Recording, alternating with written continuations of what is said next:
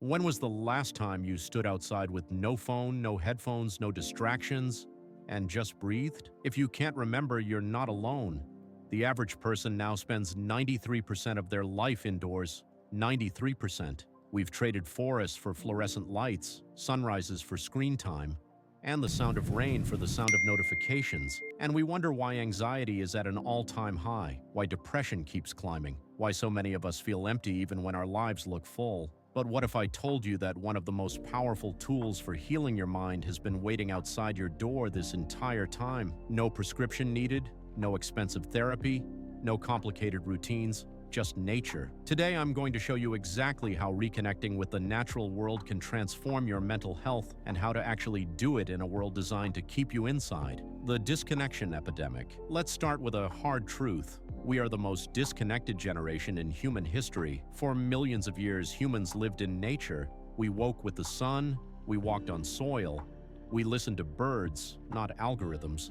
Our nervous systems evolved in forests, near rivers, under open skies.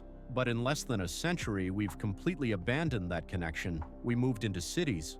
We built walls between ourselves and the earth. We convinced ourselves that progress meant separation from the wild, and our minds are paying the price. Studies show that people living in urban environments without access to green spaces are 20% more likely to develop anxiety disorders, 40% more likely to experience mood disorders, and significantly more likely to report feeling lonely and disconnected from themselves. This isn't a coincidence, it's a crisis. But here's the good news. The damage can be reversed, and it starts with something incredibly simple: the science of nature and your brain. Let me explain what actually happens in your brain when you step into nature, because this isn't some spiritual fantasy. This is hard science. When you spend time in natural environments, your brain undergoes measurable changes. Cortisol, your primary stress hormone, drops significantly within just 20 minutes of being in a green space. Your heart rate slows, your blood pressure decreases, your muscles relax, but it goes deeper than that. Researchers in Japan have studied something called forest bathing, or Shinrin-yoku. They found that spending time among trees actually boosts your immune system by increasing natural killer cells, the cells that fight disease and even cancer. These effects last for up to 30 days after a single forest visit. Your brain also produces more alpha waves in nature, the same waves associated with calm, creativity, and meditative states. Meanwhile, activity in your prefrontal cortex, the part of your brain responsible for overthinking and rumination, actually decreases. In other words, nature literally turns down the volume on the noise in your head. A study from Stanford University found that people who walked for 90 minutes in a natural setting showed reduced activity in the part of the brain linked to depression compared to those who walked in an urban environment. Same exercise, same time, completely different mental outcome. The only difference was trees instead of concrete. Why nature heals what modern life breaks. So why does nature have this effect? Why does something as simple as being outside have more impact than many medications? The answer lies in what scientists call attention restoration theory. Modern life constantly demands what's called directed attention. Every email, every notification, every decision, every conversation requires your focused concentration, and your brain has a limited supply of this resource. When it runs out, you experience mental fatigue, brain fog, irritability. That feeling of being completely drained, even though you haven't done anything physical. Nature provides something different. It captures what researchers call soft fascination, the movement of leaves, the sound of water, the patterns in clouds. These things hold your attention gently without demanding anything from you. And while your conscious mind rests, your mental batteries recharge. This is why you feel refreshed after a walk in the park, but exhausted after an hour on social media, even though both activities might seem like relaxation. But nature also heals us on a deeper level. It reminds us of our place in something larger, in a world that constantly tells us we're not enough, that we need to achieve more, buy more, be more. Nature says nothing.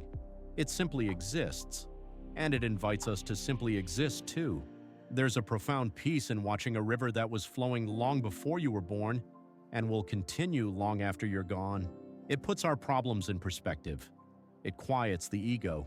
It reconnects us to the present moment. Practical ways to reconnect.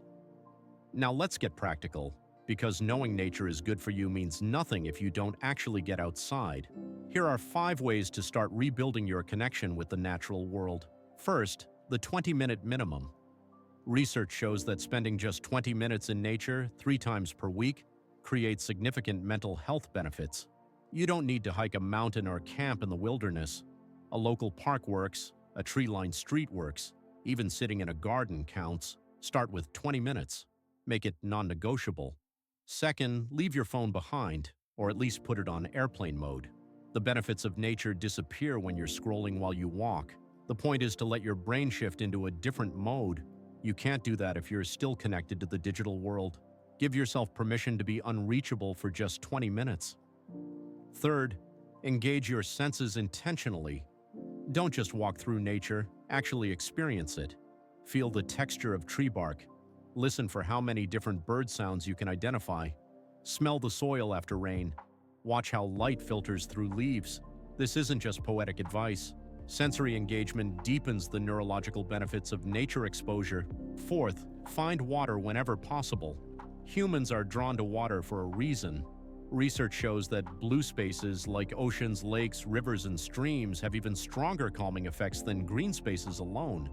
The sound of moving water is particularly powerful for reducing anxiety.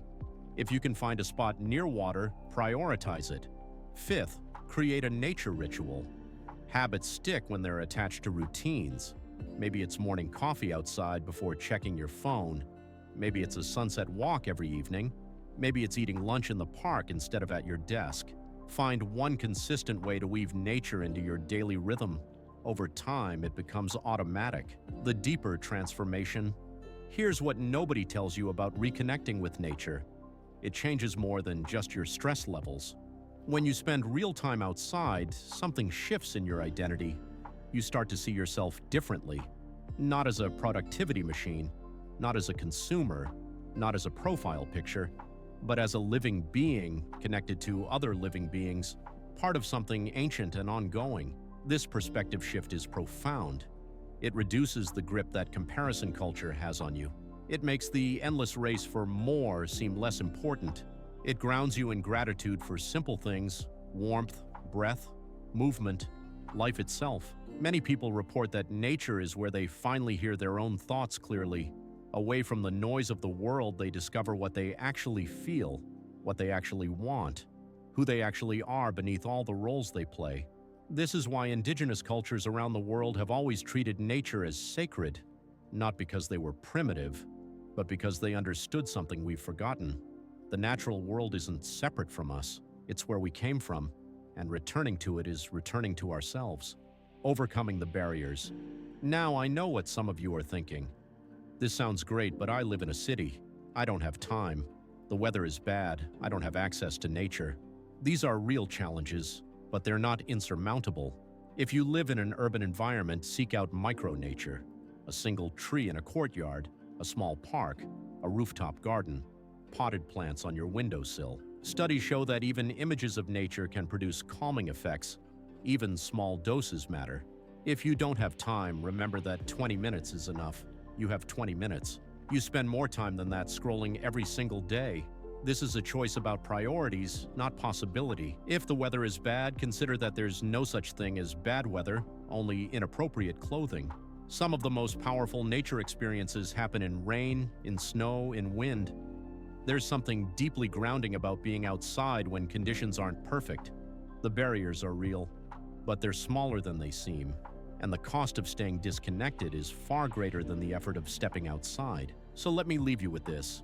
You are not meant to live under artificial lights, breathing recycled air, staring at screens until your eyes burn. You are not designed for concrete and notifications and endless productivity. You are a creature of this earth. Your ancestors slept under stars. They walked barefoot on soil. They knew the names of plants and the patterns of seasons. That knowledge lives in your DNA, waiting to be remembered. The modern world has given us incredible things, but it has also stolen something essential: our connection to the living world around us, our sense of belonging to something larger than ourselves. Nature is not a luxury, it's not a weekend hobby, it's medicine, it's therapy, it's a homecoming. So close this video, step outside, and remember who you really are.